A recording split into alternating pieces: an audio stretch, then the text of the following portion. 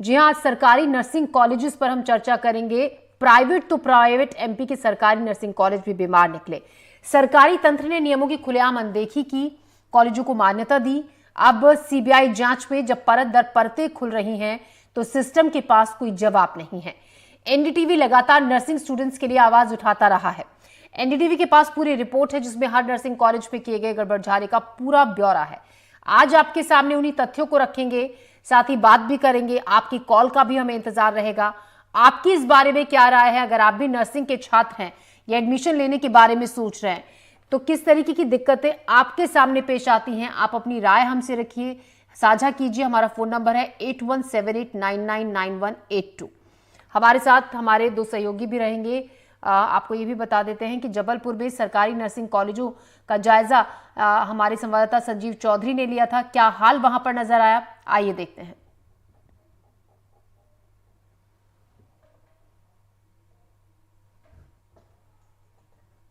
इस समय हम मध्य प्रदेश के एक बहुत बड़े medical college Netaji Subhash Chandra Bose medical college Jabalpur के परिसर में हैं। यहीं से नर्सिंग कॉलेज संचालित किया जाता है।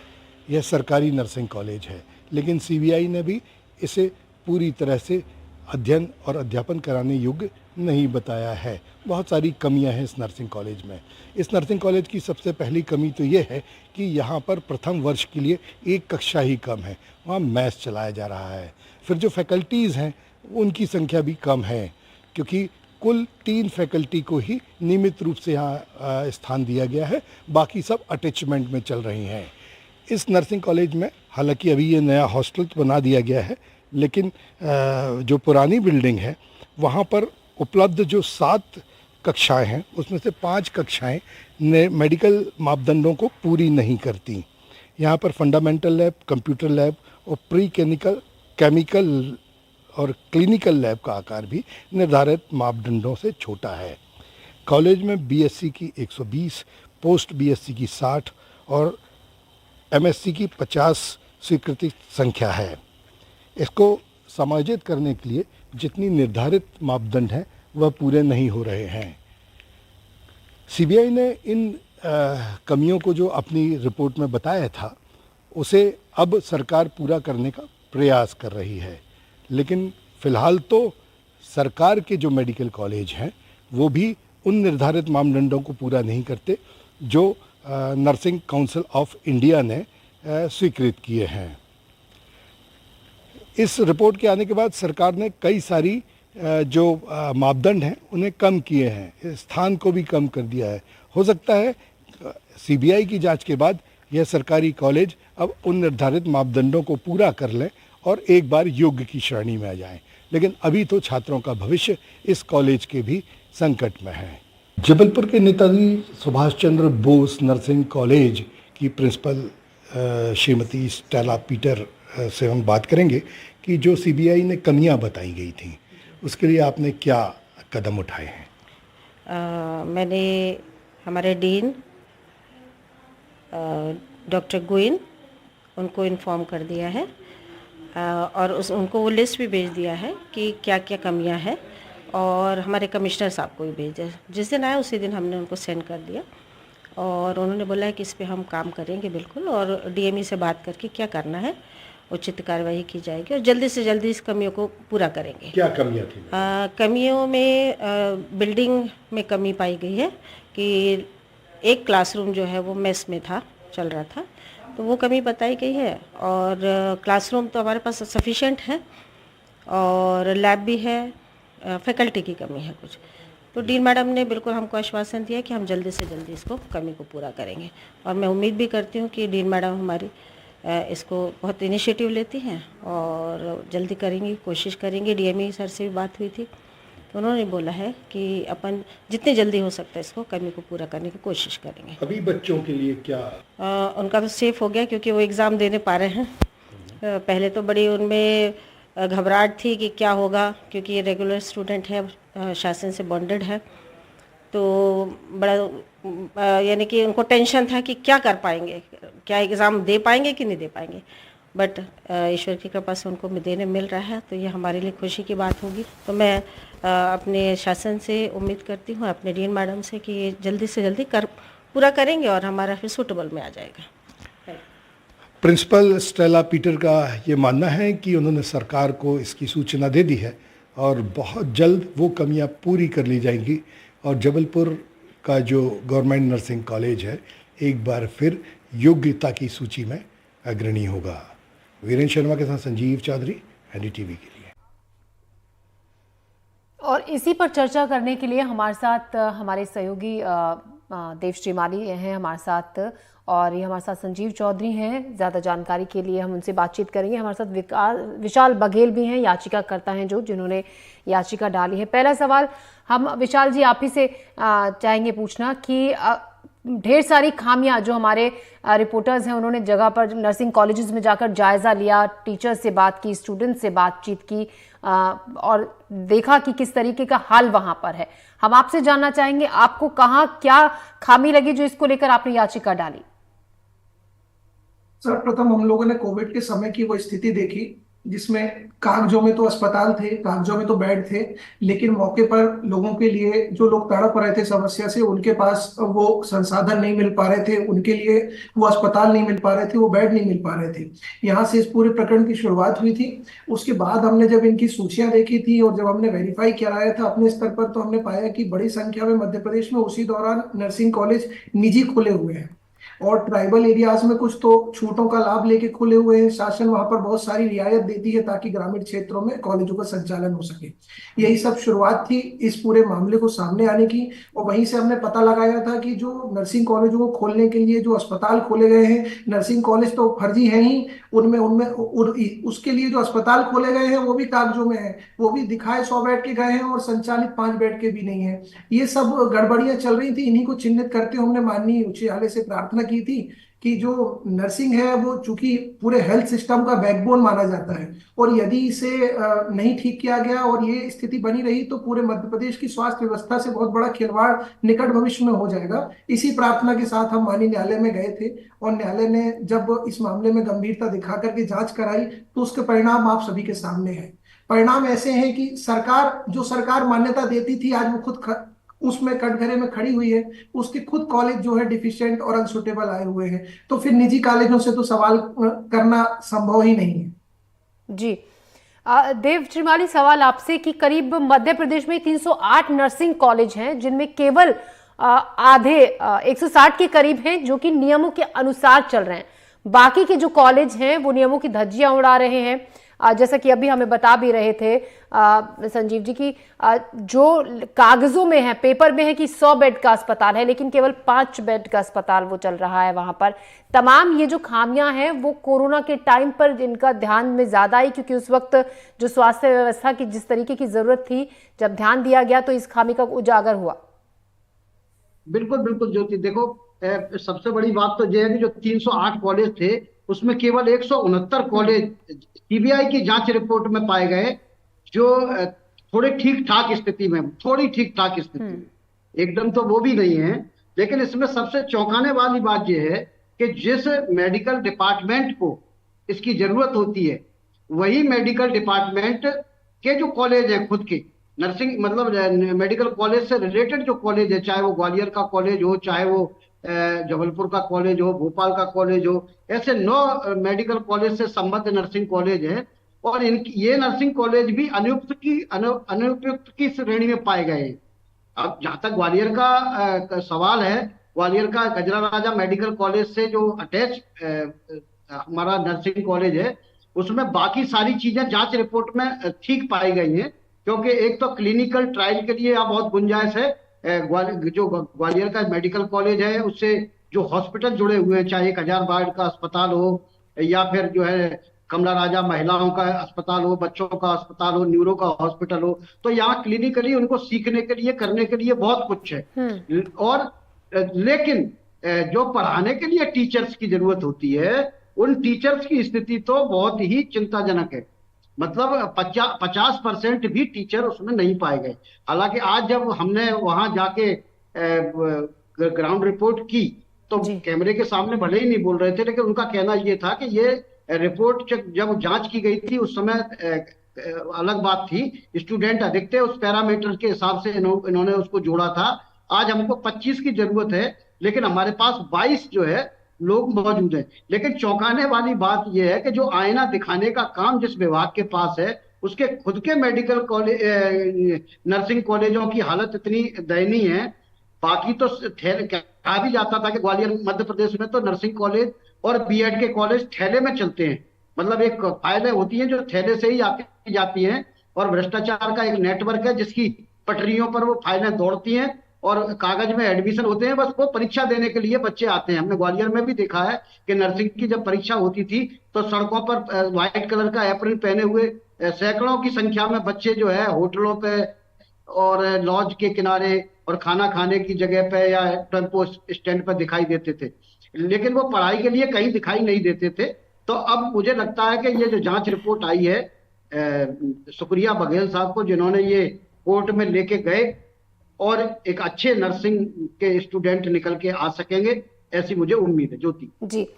संजीव, सवाल अगर हम गवर्नमेंट नर्सिंग कॉलेज जबलपुर की बात करें, यहाँ पे ऐसा अभी बताया जा रहा है कि कुछ जो क्लासेस हैं वो मेस में चलती हैं, जो लैब्स हैं वो ज़रूरत से ज़्यादा छोटी हैं, जितने नर्सिंग के छात्र हैं उस हिसाब से वहाँ पर जगह नहीं है, और जो तमाम खामियां आपकी रिपोर्ट में हम देख रहे थे। बिल्कुल ज्योति, एक्चुअली जबलपुर का जो ये नर्सिंग कॉलेज है ये आज से 70 वर्ष पहले बनाया गया था, जो 1964 में ये बिल्डिंग बनाई गई थी।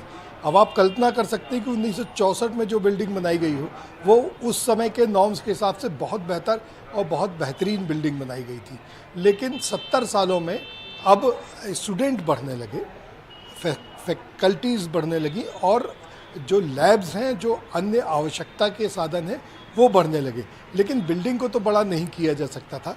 तो उसी बिल्डिंग में यहाँ वहाँ से जो क्लासेस थी वो लगाई जाने लगी, और एक जो फर्स्ट ईयर की क्लास थी वो वहाँ मेस में चलाई जा रही थी।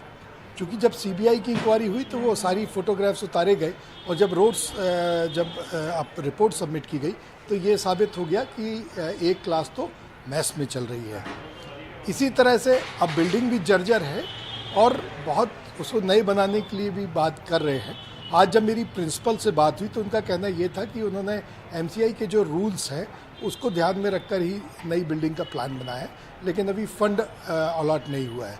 ये तो जबलपुर मेडिकल कॉलेज की हम बात कर रहे हैं, लेकिन अन्य जो प्राइवेट मेडिकल कॉलेजेस हैं या सरकारी मेडिकल कॉलेजेस हैं, अब चूँकि ये मान्यता के जो नियम थे वो पूरे नहीं कर पा रहे थे, तो सरकार ने इन्हें मान्यता दिलाने के लिए या नियम पूर्वक चलाने के लिए इन्होंने नियमों को ही बदल दिया।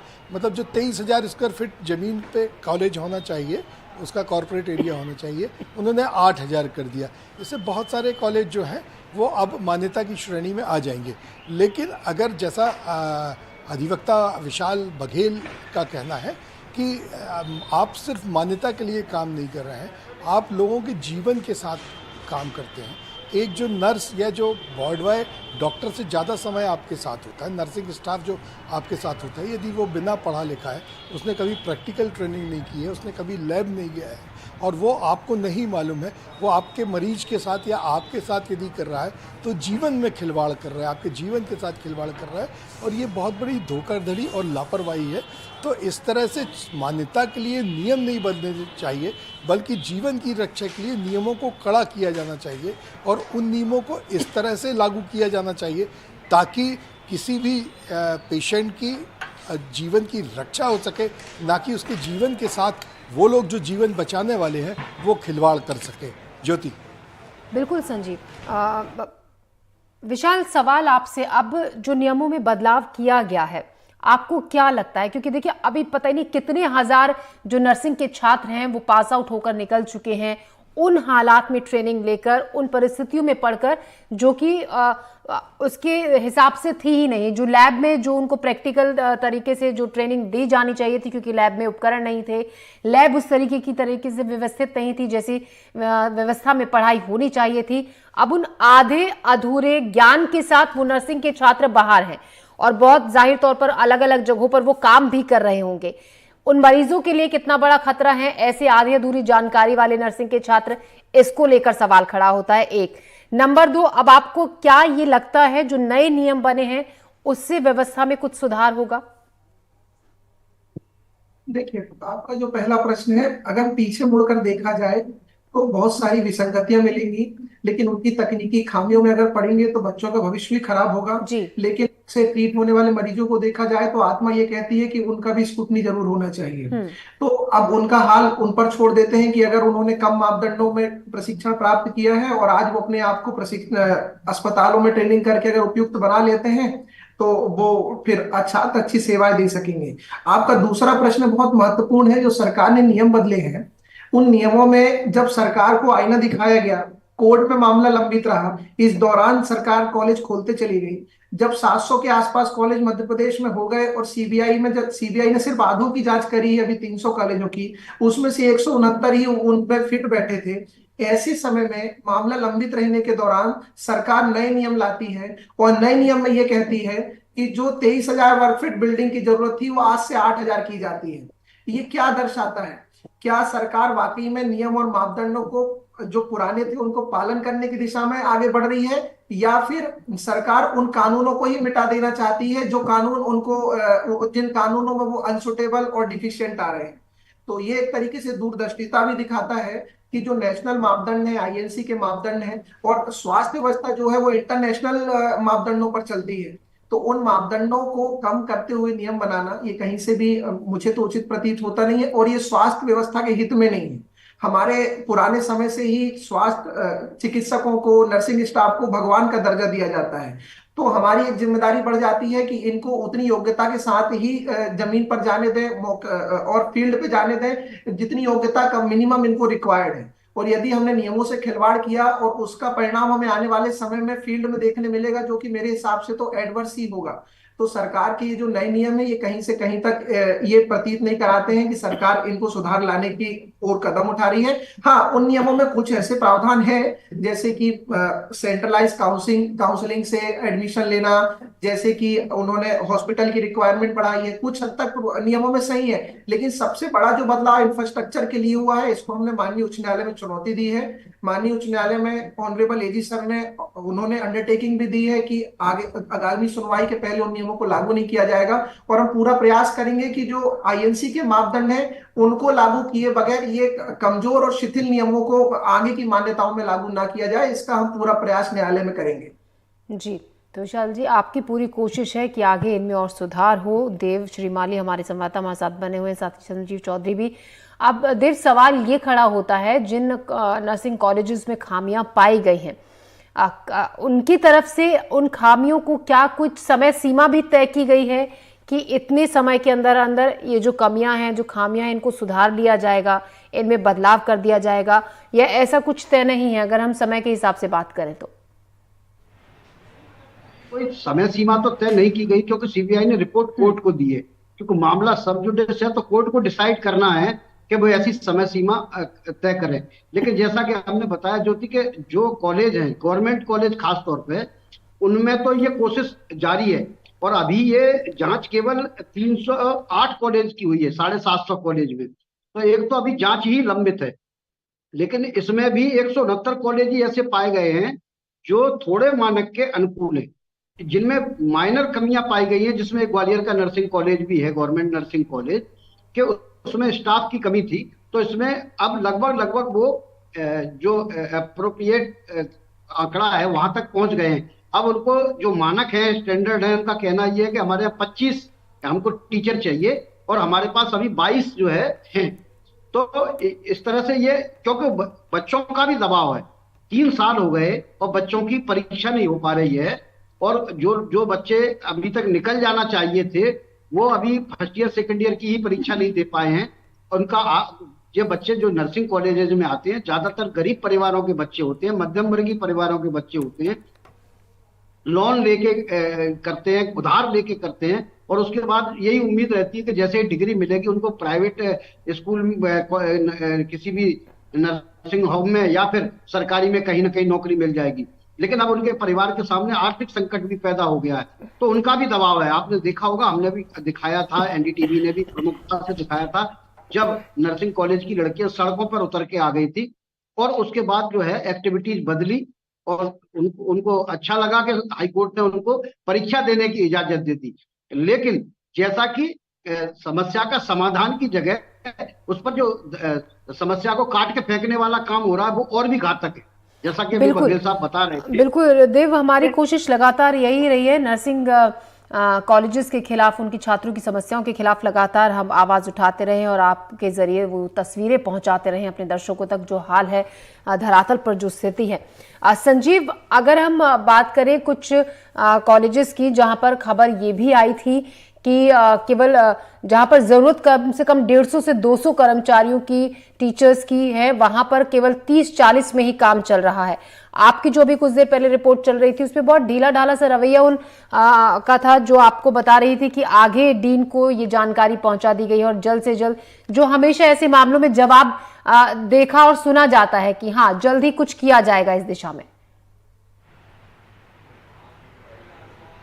बिल्कुल ज्योति, जहाँ तक निजी मेडिकल नर्सिंग कॉलेजेस की बात है तो यहाँ पर अनियमितताएं होना एक बहुत बड़ी बात नहीं होती, क्योंकि लोग मान के चलते हैं। लेकिन सरकार अगर अपने नियमों को पालन ना करे, जो एमसीआई के नियम है वो सरकार ही पालन नहीं कर रही है, तो ये एक बड़ी आश्चर्यजनक बात है और ये गंभीर मुद्दा भी है, क्योंकि स्वास्थ्य से जुड़ा है। आज जब मैं सुबह बात कर रहा था तो प्रिंसिपल ने ये बताया कि उन्होंने उनके जितना अधिकार क्षेत्र था उन्होंने उसके अनुसार डीन को और जो डिवीज़नल कमिश्नर इस कमेटी के चेयरपर्सन होते हैं उन्हें सूचना दे दी। बीच में ऐसा भी पता चला था कि कुछ फैकल्टी को रिक्रूट करने के लिए विज्ञापन वगैरह निकाले गए, लेकिन हुआ कुछ नहीं। वो जो प्रिंसिपल थी उनके हिसाब से तो वो तभी कुछ कर सकती हैं जब उन्हें फंड अलॉट हो, तो नई बिल्डिंग बनेगी, क्योंकि उनके द्वारा तो एक प्रोजेक्ट बना के रखा गया है और जो बिल्कुल आधुनिक नर्सिंग कॉलेज होता है उसका प्रोजेक्ट हो सकता है। और ये कमोवेश स्थिति सभी जगह है, सभी नर्सिंग कॉलेजेस में जहाँ पर बिल्डिंग नहीं है या छोटी है या कम कमरों की, उन्हें बिल्डिंग बनाने के लिए गवर्नमेंट से फंड चाहिए, फंड मिल नहीं रहा है। जहाँ पर सरकार को अपने स्टाफ की आवश्यकता है, नर्सिंग टीचर्स की आवश्यकता है, उसके लिए विज्ञापन निकाले गए, लेकिन हुआ कुछ नहीं, अभी तक कोई भी नियुक्तियां नहीं की गई। तो इस तरीके से जो सरकारी मेडिकल कॉलेज हैं ये अटैचमेंट में चल रहे हैं, और अटैचमेंट में वही जाता है जिसको कहीं कहीं ट्रांसफ़र करना हो या जिसको जो काम नहीं करना हो, तो वो इन कॉलेजेस में अटैचमेंट में चला जाता है। मतलब आप ये नहीं कह सकते कि वहाँ कोई अटैचमेंट में भी बहुत अच्छा और बहुत शानदार स्टाफ आता है। जो विद्यार्थियों से जब हमारी चर्चा हुई तो उनका यही कहना था कि वो सरकारी मेडिकल कॉलेज में इसलिए आए थे कि उन्हें ये इस बात का पूरा विश्वास था कि ये कॉलेजेस सबसे बेहतर होंगे और इन कॉलेजेस में जो पढ़ाई की जाएगी उसकी डिग्री की मान्यता होगी और वो देश में कहीं भी उन डिग्री को लेकर जा सकते हैं। लेकिन उन्हीं विद्यार्थियों ने आज मुझे बताया कि आजकल ये स्थिति है कि जब वो ये सीबीआई इंक्वायरी के बाद पूरे देश भर में एनडीटीवी ने इस खबर को बड़ी प्रमुखता से चलाया है, तो आज उनका कहना है कि अगर हम 3 साल बाद स्थिति ये अपनी डिग्री लेके जाएंगे तो उन्हें भरोसा नहीं है कि उनका कुछ हो पाएगा। ज्योति जी बिल्कुल भरोसा नहीं है कि कुछ हो पाएगा, क्योंकि जो हालात हैं। विशाल बघेल जी, अब क्या आपकी तो कोशिश लगातार रही है और हम इस प्रोग्राम के जरिए भी ये कोशिश कर रहे हैं कि जो समस्या है वो दिखाई जा सके, जो परेशानी है वो दर्शकों के सामने लाई जा सके, लोग अपनी राय भी साझा करें। ऐसे में हम आपसे ये जानना चाहेंगे अब अगला स्टेप क्या? पहला कि ये कि नए नियमों में शिथिलता नहीं आने देना है, वही नियमों को लागू करना है जो राष्ट्रीय स्तर पर लागू है।